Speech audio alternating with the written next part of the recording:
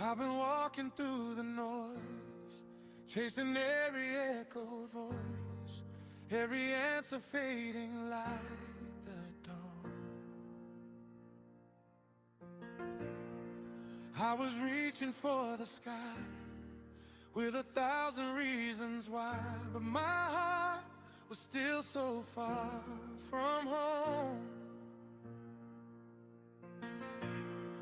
Every road I tried to pave only led me to the same old place, where my questions fill the air like rain.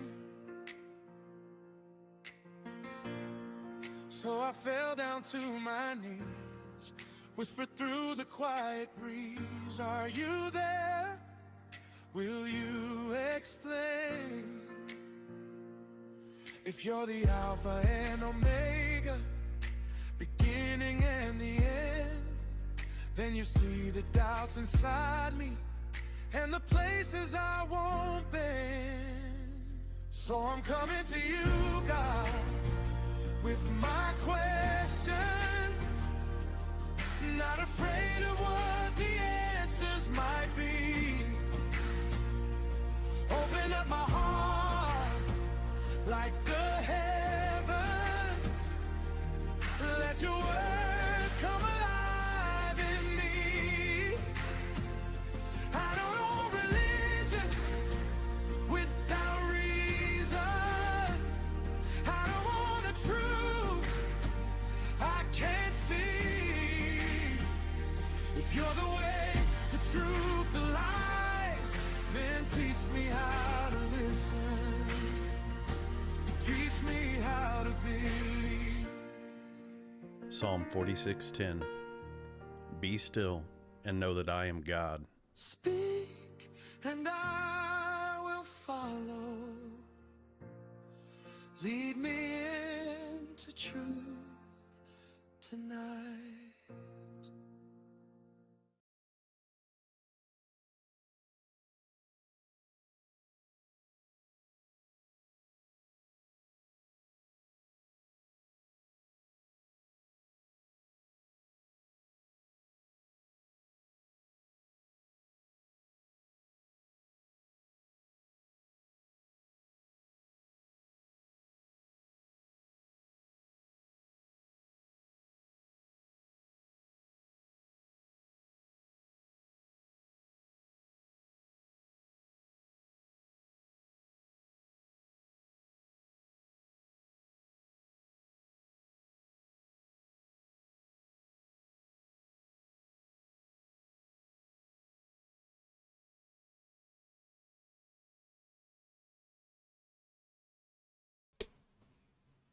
Good call, man. Sorry about that.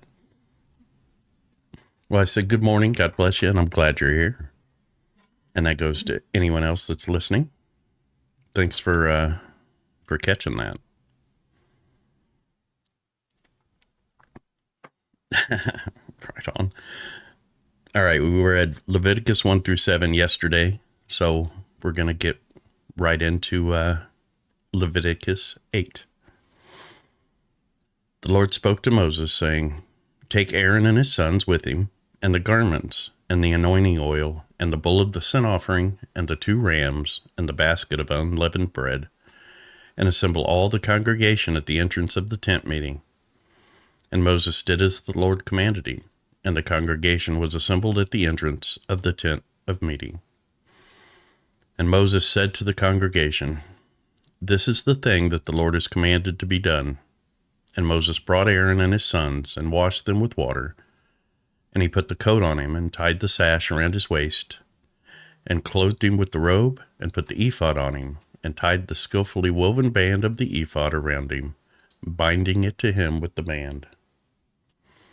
And he placed the breastpiece on him, and in the breastpiece he put the Urim and the Thummim, and he set the turban on his head, and on the turban in front he set the golden plate, the holy crown, as the Lord commanded Moses. Good morning, Sharon. Blessings to you. God bless you. Glad you're here. I hope you're enjoying your day so far. And I hope the rest of it is awesome as well. Then Moses took the anointing oil and anointed the tabernacle and all that was in it and consecrated them. And he sprinkled some of it on the altar 7 times, and anointed the altar and all its utensils and the basin and its stand to consecrate them. And he poured some of the anointing oil on Aaron's head and anointed him to consecrate him. And Moses brought Aaron's sons and clothed them with the coats and tied sashes around their waists and bound caps on them, as the Lord commanded Moses. Then he brought the bull of the sin offering, and Aaron and his sons laid their hands on the head of the bull for the sin offering, and he killed it. And Moses took the blood, and with his finger put it on the horns of the altar around it, and purified the altar, and poured out the blood at the base of the altar, and consecrated it to make atonement for it. And he took all the fat that was on the entrails, and the long lobe of the liver, and the 2 kidneys with their fat, and Moses burned them on the altar. But the bull, and its skin, and its flesh, and its dung he burned up with fire outside the camp, as the Lord commanded Moses. Then he presented the ram of the burnt offering, and Aaron and his sons laid their hands on the head of the ram, and he killed it. And Moses threw the blood against the sides of the altar. He cut the ram into pieces, and Moses burned the head and the pieces and the fat. He washed the entrails and the legs with water, and Moses burned the whole ram on the altar. It was a burnt offering with a pleasing aroma, a food offering for the Lord, as the Lord commanded Moses. Then he presented the other ram, the ram of ordination, and Aaron and his sons laid their hands on the head of the ram, and he killed it. And Moses took some of its blood and put it on the lobe of Aaron's right ear, and on the thumb of his right hand, and on the big toe of his right foot. Then he presented Aaron's sons, and Moses put some of the blood on the lobes of their right ears, and on the thumbs of their right hands, and on the big toes of their right feet. And Moses threw the blood against the sides of the altar. Then he took the fat, and the fat tail, and all the fat that was on the entrails, and the long lobe of the liver, and the 2 kidneys with their fat, and the right thigh. And out of the basket of unleavened bread that was before the Lord he took 1 unleavened loaf, and 1 loaf of bread with oil, and 1 wafer, and placed them on the pieces of fat, and on the right thigh. And he put all these in the hands of Aaron, and in the hands of his sons, and waved them as a wave offering before the Lord. Then Moses took them from their hands, and burned them on the altar with the burnt offering. This was an ordination offering with a pleasing aroma, a food offering to the Lord. And Moses took the breast, and waved it for a wave offering before the Lord. It was Moses' portion of the ram of ordination, as the Lord commanded Moses. Then Moses took some of the anointing oil, and of the blood that was on the altar, and sprinkled it on Aaron and his garments, and also on his sons and his sons' garments. So he consecrated Aaron and his garments, and his sons garments with him.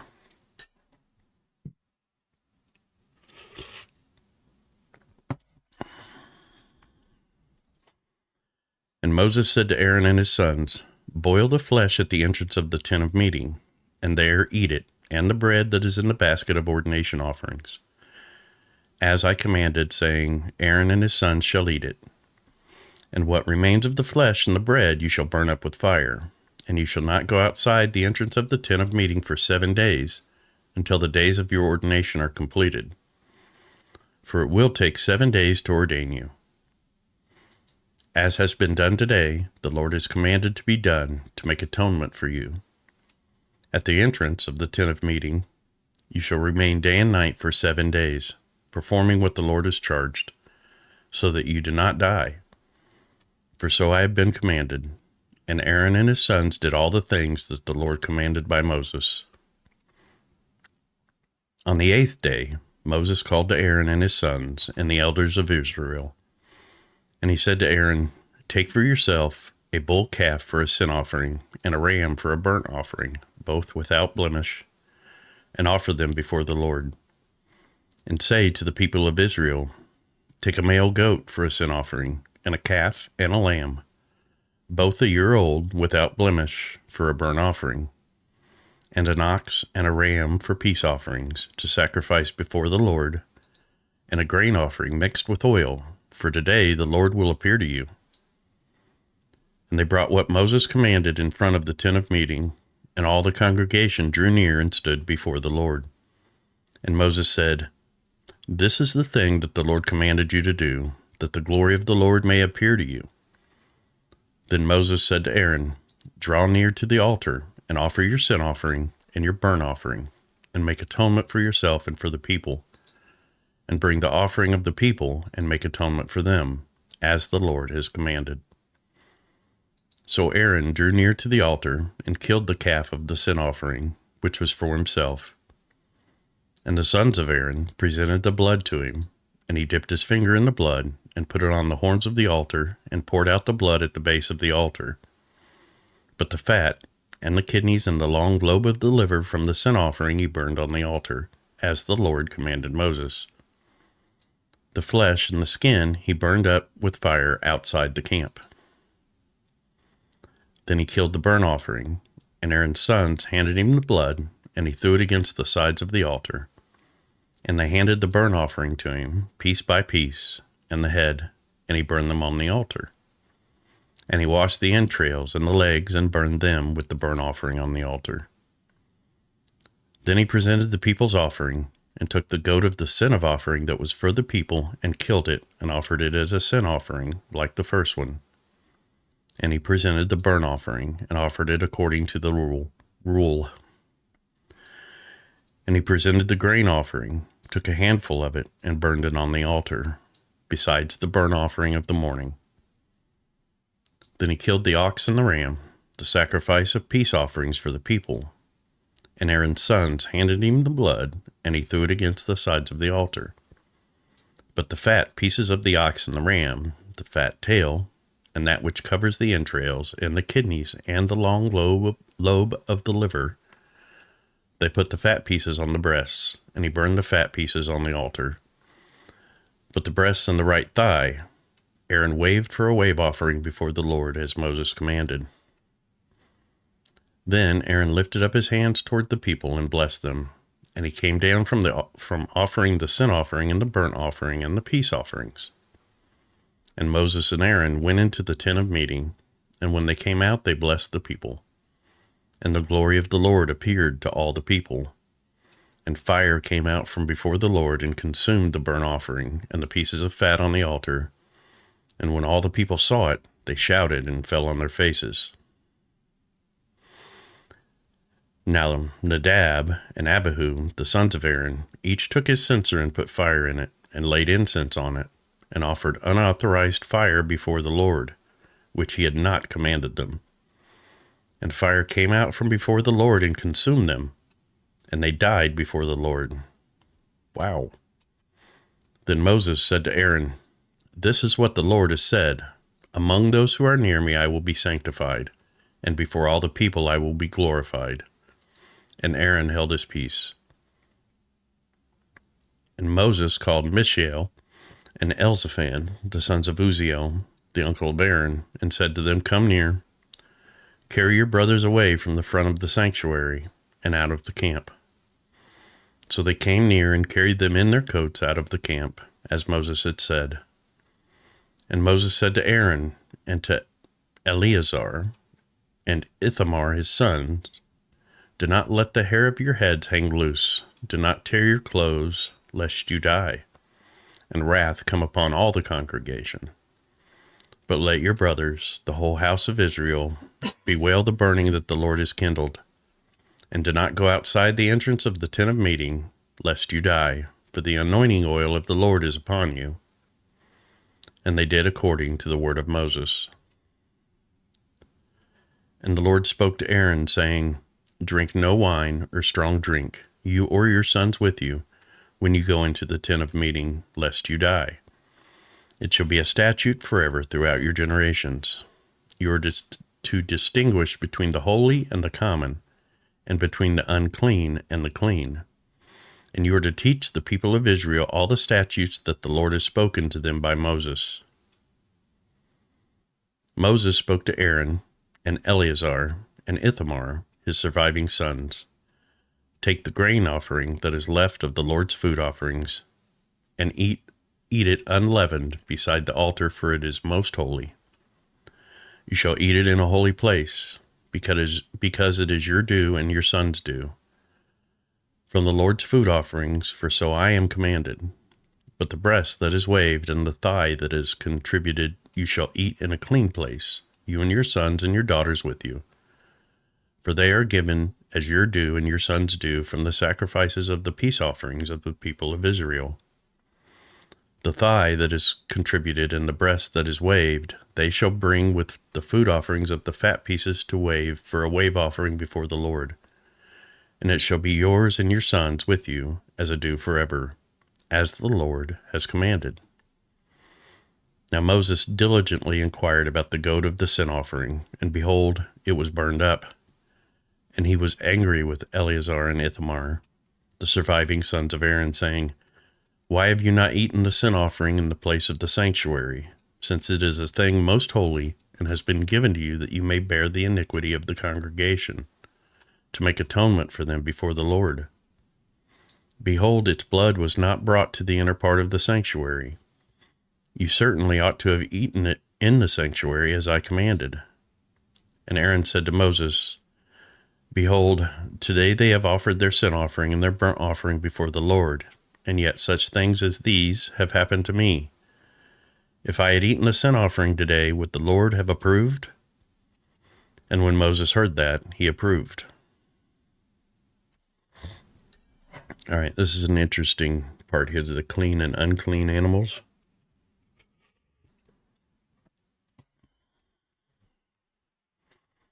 And the Lord spoke to Moses and Aaron, saying to them, Indriago, good morning, God bless you. Yeah, this has been a bloody, bloody beginning to this book. And the Lord spoke to Moses and Aaron, saying to them, Speak to the people of Israel, saying, These are the living things that you may eat among all the animals that are on the earth. Whatever parts of the hoof and is cloven-footed and chews the cud among the animals you may eat. Whatever parts the hoof. So separated. Nevertheless, among those that chew the cud or part the hoof, you shall not eat these. The camel, because it chews the cud but does not part the hoof, is unclean to you.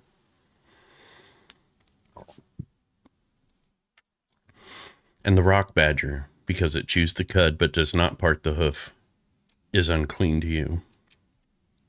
And the hare, because it chews the cud but does not part the hoof, is unclean to you. And the pig, because it parts the hoof and is cloven-footed but does not chew the cud, is unclean to you. You shall not eat any of their flesh, and you shall not touch their carcasses. They are unclean to you. These you may eat of all that are in the waters. Everything in the waters that has fins and scales, whether in the seas or in the rivers, you may eat. But anything in the seas or the rivers that does not have fins or scales, of the swarming creatures in the waters, and of the living creatures that are in the waters, is detestable to you. You shall regard them as detestable. You shall not eat any of their flesh, and you shall detest their carcasses. Everything in the water that does not have fins and scales is detestable to you. And these you shall detest among the birds. They shall not be eaten. They are detestable. The eagle. No native animals to Australia are considered clean. None of them have a cloven hoof and chew the cud. Well, that would be rough.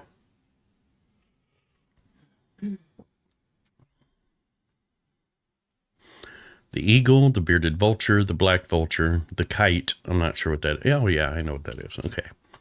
The falcon of any kind, every raven of any kind, the ostrich, the nighthawk, the seagull, the hawk of any kind, the little owl, the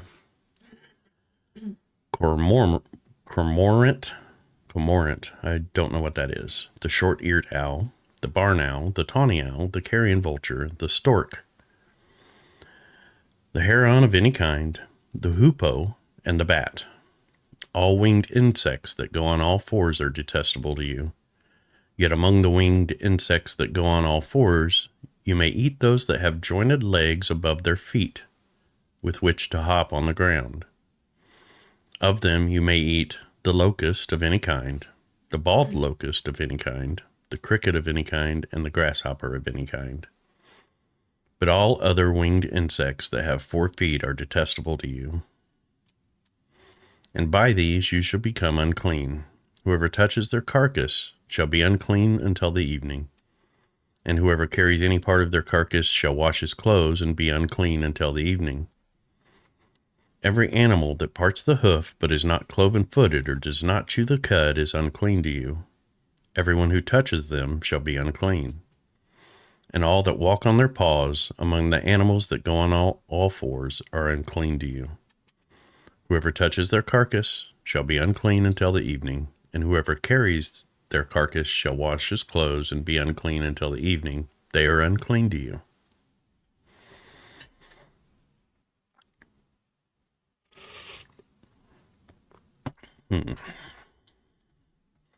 And these are unclean to you among the swarming things that swarm on the ground: the mole rat, the mouse, the great lizard of any kind, the gecko, the monitor lizard, the sand lizard, and the chameleon. These are unclean to you among all that swarm. Whoever touches them when they are dead shall be unclean until evening. And anything on which any of them falls when they are dead shall be unclean.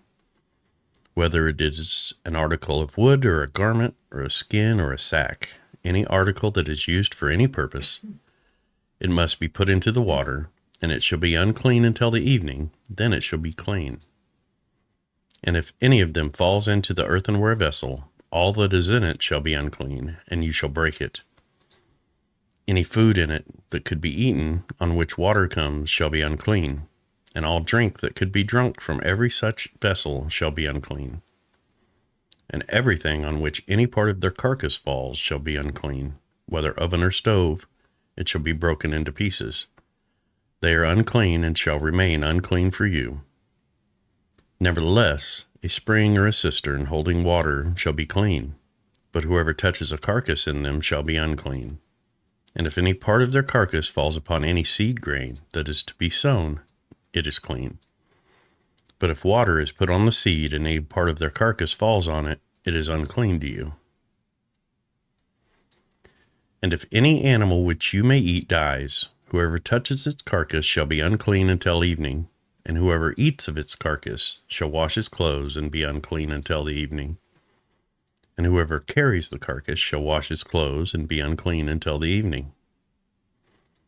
Every swarming thing that swarms on the ground is detestable. It shall not be eaten.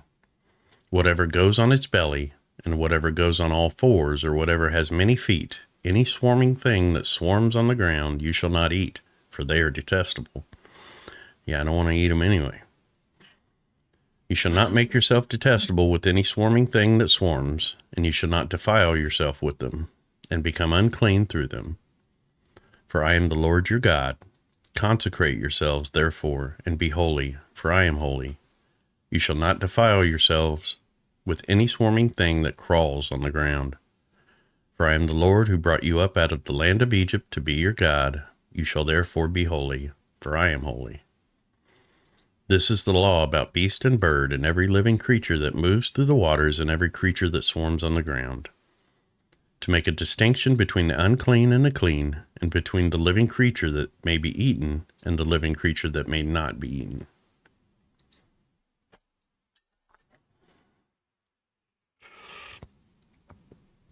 Fortunately, I'm pretty sure Jesus sort of rewrote this a little bit. There is a honey ant in South America that is delicious. Bite off the honey-colored thorax. You know what? It could be the best tasting thing in the world, and I'm not biting off a piece of an ant. I'll go to the next best thing.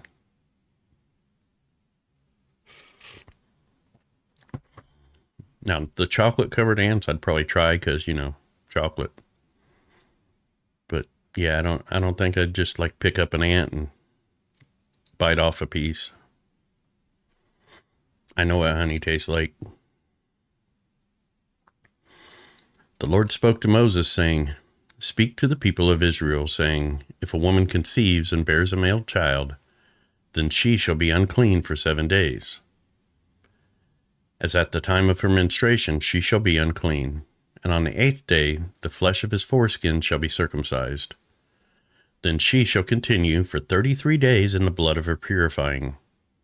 She shall not touch anything holy, nor come into the sanctuary until the days of her purifying are completed. But if she bears a female child, then she shall be unclean 2 weeks, as in her menstruation. And she shall continue in the blood of her purifying for 66 days.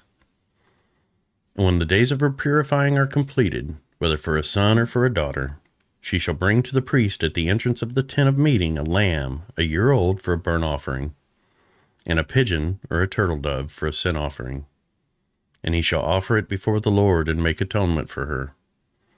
Then she shall be clean from the flow of her blood. This is the law for her who bears a child, either male or female. And if she cannot afford a lamb, then she shall take 2 turtle doves or 2 pigeons, one for a burnt offering and the other for a sin offering. And the priest shall make atonement for her, and she shall be clean.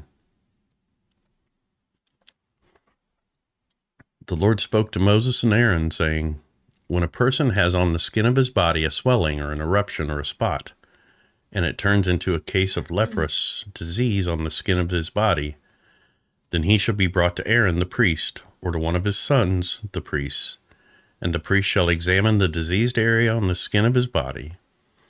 And if the hair in the diseased area has turned white, and the disease appears to be deeper than the skin of his body, it is a case of leprous disease. When the priest has examined him, he shall pronounce him unclean. But if the spot is white in the skin of his body and appears no deeper than the skin, and the hair in it has not turned white, the Logos Musica, God bless you, I'm glad you're here. And the hair in it has not turned white, the priest shall shut up the diseased person for 7 days, and the priest shall examine him on the 7th day. And if in his eyes the disease is checked, and the disease has not spread in the skin, then the priest shall shut him up for another 7 days. And the priest shall examine him again on the 7th day. And if the diseased area has faded, and the disease has not spread in the skin, then the priest shall pronounce him clean. It is only an eruption, and he shall wash his clothes and be clean. But if the eruption spreads in the skin, after he has shown himself to the priest for his cleansing, he shall appear again before the priest. And the priest shall look, and if the eruption has spread in the skin, then the priest shall pronounce him unclean. It is a leprous disease. When a man is afflicted with a leprous disease, he shall be brought to the priest, and the priest shall look. And if there is a white swelling in the skin that has turned the hair white, and there is raw flesh in the swelling, it is a chronic leprous disease in the skin of the body. And the priest shall pronounce him unclean. Later on, there's a cure for leprosy from bird blood, which failed horribly since leprosy kept spreading for another 2,250 years. Well, at least they gave it a shot. The whole bird blood thing, because I don't think birds have very much blood in them. So like when they were talking about, putting the blood of the bird on an altar, or, making a cure from bird blood, I can't help but envision, almost like a salt shaker, pop off the head and shake out the blood. Sorry, that's just off topic and probably not appropriate. Okay. And the priest shall examine the raw flesh and pronounce him unclean. Raw flesh is unclean, for it is a leprous disease. But if the raw flesh recovers and turns white again, then he shall come to the priest, and the priest shall examine him. And if the disease has turned white, then the priest shall pronounce the diseased person clean. He is clean. If there is in the skin of one's body a boil and it heals, and in the place of the boil there comes a white swelling or a reddish white spot, then it shall be shown to the priest. And the priest shall look, and if it appears deeper than the skin, and its hair has turned white, then the priest shall pronounce him unclean. It is a case of leprous disease that is broken out in the boil. But if the priest examines it and there's no white hair in it and is not deeper than the skin but is faded, then the priest shall shut him up 7 days. And if it spreads in the skin, then the priest shall pronounce him unclean. It is a disease. But if the spot remains in one place and does not spread, it is the scar of the boil, and the priest shall pronounce him clean. Or when the body has a burn on its skin, and the raw flesh of the burn becomes a spot, reddish white or white, the priest shall examine it. And if the hair in the spot is turned white, and it appears deeper than the skin, then it is a leprous disease. It is broken out in the burn, and the priest shall pronounce him unclean. It is a case of leprous disease. But if the priest examines it, and there is no white hair in the spot, and it is no deeper than the skin, but is faded, the priest shall shut him up 7 days. And the priest shall examine him the 7th day. If it is spreading in the skin, then the priest shall pronounce him unclean. It is a case of leprous disease. But if the spot remains in one place, and does not spread in the skin, but is faded, it is a swelling from the burn, and the priest shall pronounce him clean, for it is the scar of the burn. When a man or a woman has a disease on the head or the beard, the priest shall examine the disease.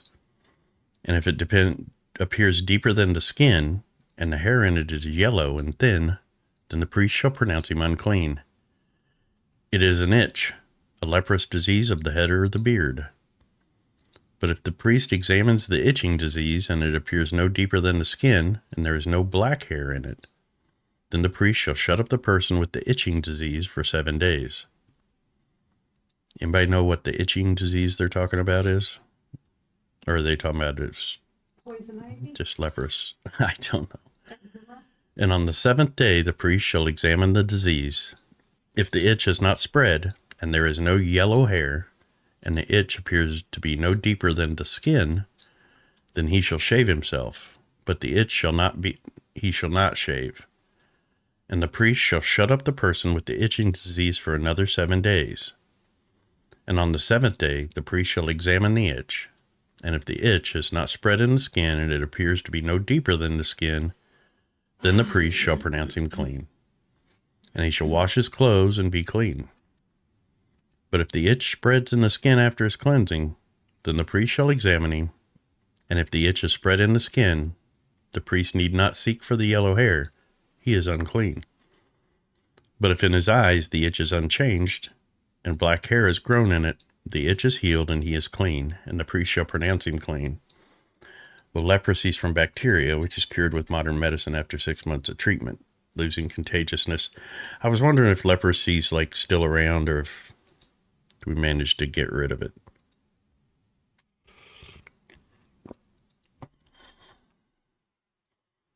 I don't remember hearing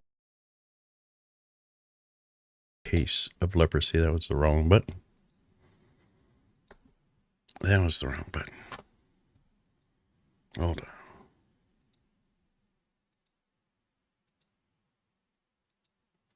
There we go. Turn my camera off. You guys don't need to see me hitting a vape.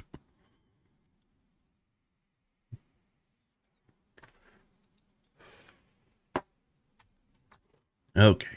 When a man or a woman has spots on the skin of the body, white spots, the priest shall look, and if the spots on the skin of the body are of a dull white, it is leukoderma that is broken out in the skin. He is clean. If a man's hair falls out from his head, he is bald. He is clean. And if a man's hair falls out from his forehead, he has baldness of the forehead. He is clean. Is that talking about eyebrows? But if there is on the bald head or the bald forehead a reddish white diseased area, it is a leprous disease breaking out on his bald head or his bald forehead. Then the priest shall examine him, and if the diseased swelling is reddish white on his bald head or his bald forehead, like the appearance of leprous disease in the skin of the body, he is a leprous man. He is unclean. The priest must pronounce him unclean. His disease is on his head. Hansen's disease, 200,000 to 250,000 new cases of Hansen's disease are reported annually worldwide. Wow. While we're in the United States, there are about 150 to 250 new cases reported per year just in the United States. 200,000 to 250,000. Wow. Okay. Where are we at on the bald forehead, man? Okay, the leprous person who has the disease shall wear torn clothes and let the hair of his head hang loose, and shall cover his upper lip and cry out, "Unclean, unclean."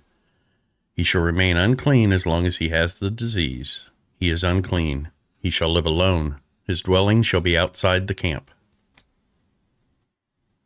When there is a case of leprous disease in a garment, whether a woolen or a linen garment, in warp or woof, of linen or wool, or in a skin, or in anything made of skin, if the disease is greenish or reddish in the garment, or in the skin, or in the warp or the woof, you send in the woof, or in any article made of skin, it is a case of leprous disease, and it shall be shown to the priest. And the priest shall examine the disease and shut up that which has the disease for 7 days. Then he shall examine the disease on the 7th day. If the disease has spread in the garment, in the warp or the woof, or in the skin, whatever be the use of the skin, the disease is a persistent leprous disease. It is unclean. And he shall burn the garment, or the warp, or the woof, the wool or the linen, or any article made of skin that is diseased, for it is a persistent leprous disease. It shall be burned in the fire.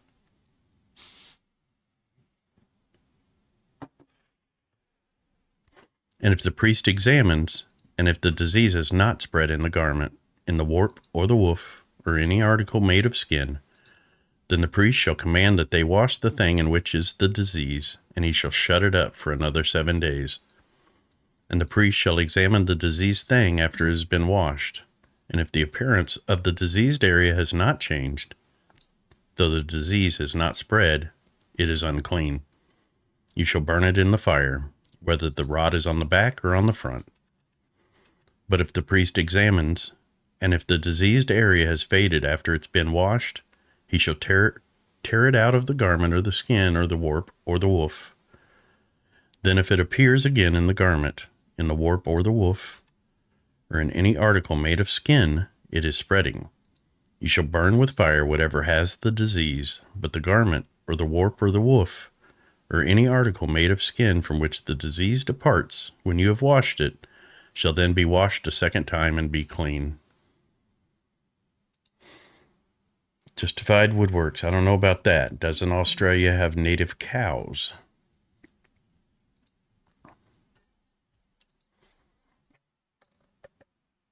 Were cows native in Australia? That's a good question. And welcome, Justified Woodworks. God bless you. This is the law for a case of leprous disease in a garment of wool or linen, either in the warp or the woof, or in any article made of skin, to determine whether it is clean or unclean.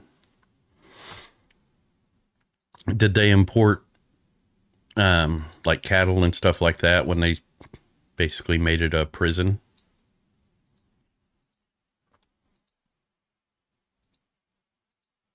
Okay, laws for cleansing lepers. The Lord spoke to Moses, saying, "This shall be the law of the leprous person for the day of his cleansing. He shall be brought to the priests, and the priest shall go out of the camp, and the priest shall look. Then if the case of leprous disease is healed in the leprous person, the priest shall command them to take for him who is to be cleansed 2 live clean birds, and cedar wood, and scarlet yarn, and hyssop. The priest shall command them to kill one of the birds in an earthenware vessel over fresh water. He shall take the live bird with the cedar wood and the scarlet yarn and the hyssop, and dip them and the live bird in the blood of the bird that was killed over the fresh water.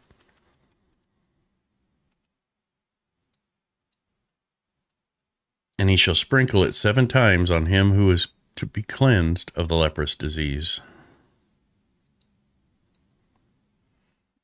Australia didn't become a penal colony until 1788. You know, I've noticed you have a lot of information in your head. I'm jealous. Then he shall pronounce him clean and shall let the living bird go into the open field. Google. At least you're honest, brother.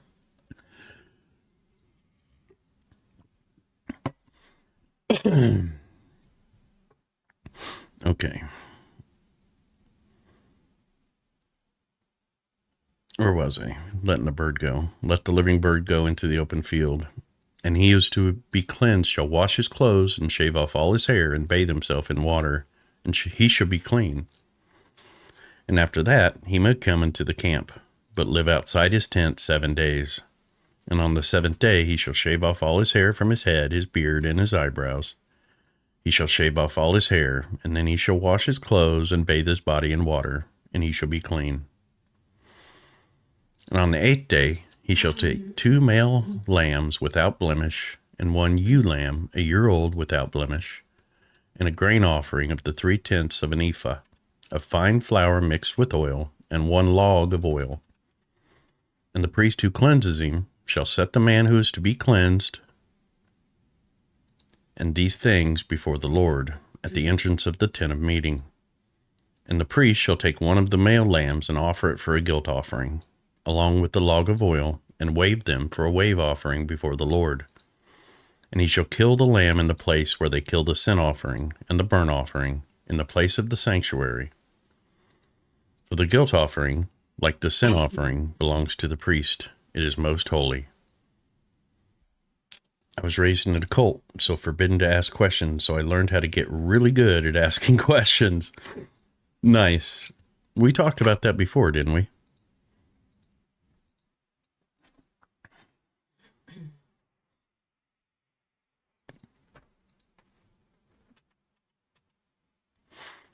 The priest shall take some of the blood of the guilt offering. The priest shall put it on the lobe of the right ear of him who is to be cleansed, and on the thumb of his right hand, and on the big toe of his right foot. Then the priest shall take some of the log of oil and pour it into the palm of his own left hand, and dip his right finger in the oil that is in his left hand, and sprinkle some oil with his finger 7 times before the Lord. And some of the oil that remains in his hand the priest shall put on the lobe of the right ear of him who is to be cleansed, on the thumb of his right hand, and on the big toe of his right foot, on the top of the blood of the guilt offering. And the rest of the oil that is in the priest's hands he shall put on the head of him who is to be cleansed. Then the priest shall make atonement for him before the Lord. The priest shall offer the sin offering, to make atonement for him who is to be cleansed from his uncleanness. And afterward he shall kill the burnt offering, and the priest shall offer the burnt offering and the grain offering on the altar.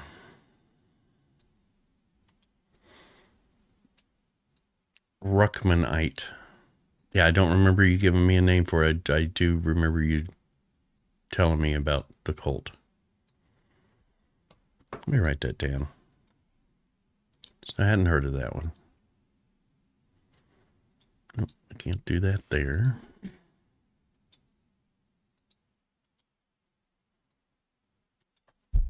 I'm actually just gonna Ruckmanism. I'm saving this search. Ohio Baptist preacher.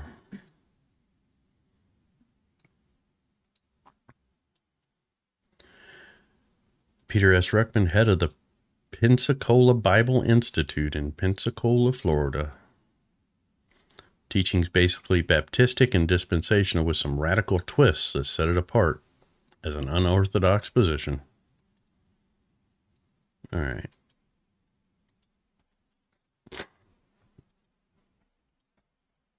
Okay. The priest shall take some blood of the guilt offering and put it on the low. Well, okay, we already did that. And the priest shall pour some of the oil into the palm of his own left hand, and shall sprinkle with his right finger some of the oil that is in the left hand 7 times before the Lord. And the priest shall put some of the oil that is in his hand on the lobe of the right ear of him who is to be cleansed, and on the thumb of his right hand, and on the big toe of his right foot, in the place where the blood of the guilt offering was put. And the rest of the oil is in the priest's hand. He shall put on the head of him who is to be cleansed, to make atonement for him before the Lord. And he shall offer of the turtle doves or pigeons, whichever he can afford, one for a sin offering, and the other for a burnt offering, along with a grain offering. And the priest shall make atonement before the Lord for him who is being cleansed. This is the law for him in whom is a case of leprous disease, who cannot afford the offerings for his cleansing. The Lord spoke to Moses and Aaron, saying, When you come into the land of Canaan, which I gave you for a possession, and I put a case of leprous disease in a house, and I put a case of leprous disease in a house in the land of your possession, then he who owns the house shall come and tell the priest, There seems to be some case of disease in my house.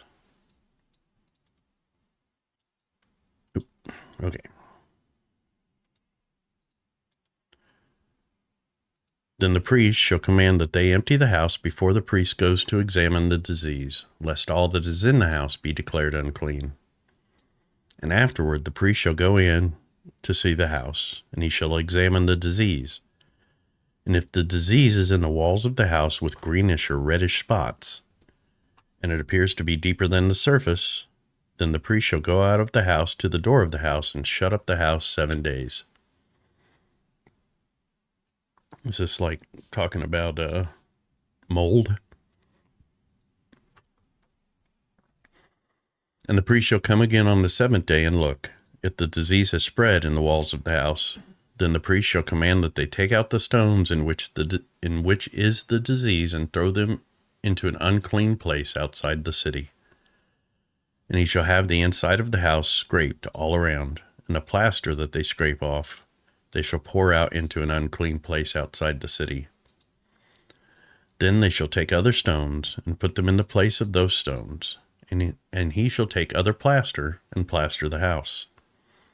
If the disease breaks out again in the house, after he's taken out the stones and scraped the house and plastered it, then the priest shall go and look. And if the disease has spread in the house, it is a persistent leprous disease in the house, and it is unclean.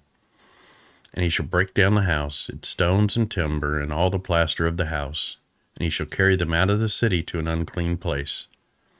Moreover, whoever enters the house while it's shut up shall be unclean till the evening. And whoever sleeps in the house shall wash his clothes, and whoever eats in the house shall wash his clothes. But if the priest comes and looks, and if the disease is not spread in the house after the house was plastered, then the priest shall pronounce the house clean, for the disease is healed. And for the cleansing of the house, he shall take 2 small birds, with cedar wood and scarlet yarn and hyssop, and shall kill one of the birds in an earthenware vessel over fresh water, and shall take the cedar wood and the hyssop and the scarlet yarn along with the live bird, and dip them in the blood of the bird that was killed and in the fresh water, and sprinkle the house 7 times. Thus he shall cleanse the house with the blood of the bird, and with the fresh water, and with the live bird, and with the cedar wood, and hyssop, and scarlet yarn. And he shall let the live bird go out of the city into the open country, so he shall make atonement for the house, and it shall be clean. This is the law for any case of leprous disease, for an itch, for leprous disease in a garment or in a house, and for a swelling or an eruption or a spot, to show when it is unclean and when it is clean. This is the law for leprous disease. Laws about bodily discharges. Okay. Well, I think we've had enough leprous disease to cover our gross quota for the day. I think I'm going to leave laws about bodily discharges to tomorrow. I appreciate y'all for hanging out with me. Stevie, always a pleasure to see you in here. Sharon, Indriago, Theologos Musica, Justified Woodworks, although he didn't say much. He said the same thing twice, so not sure on that, but yeah, thanks, man. Yeah, I've said it before, the Old Testament's a wild place. I hope you all enjoy the rest of your day. I hope I see you tomorrow, but if not, enjoy the rest of your week. God bless you all. Thank you for being here, and I'll see you next time.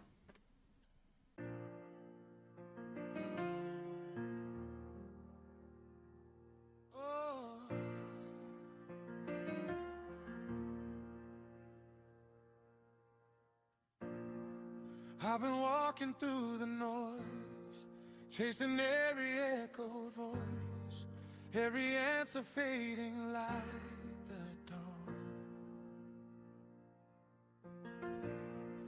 I was reaching for the sky with 1,000 reasons why, but my heart was still so far from home. Every road I tried to pave only led me to the same old place, where my questions fill the air like rain. So I fell down to my knees, whispered through the quiet breeze, are you there? Will you explain? If you're the Alpha and Omega, beginning and the end, then you see the doubts inside me and the places I won't bend. So I'm coming to you, God, with my questions, not afraid of what the answers might be. Open up my heart like the heavens, let your word come alive in me. I don't know religion without reason. I don't want a truth I can't see. If you're the way, the truth, the life, then teach me how to listen. Teach me how to believe. Psalm 46:10. Be still and know that I am God. Speak and I will follow. Lead me into truth tonight.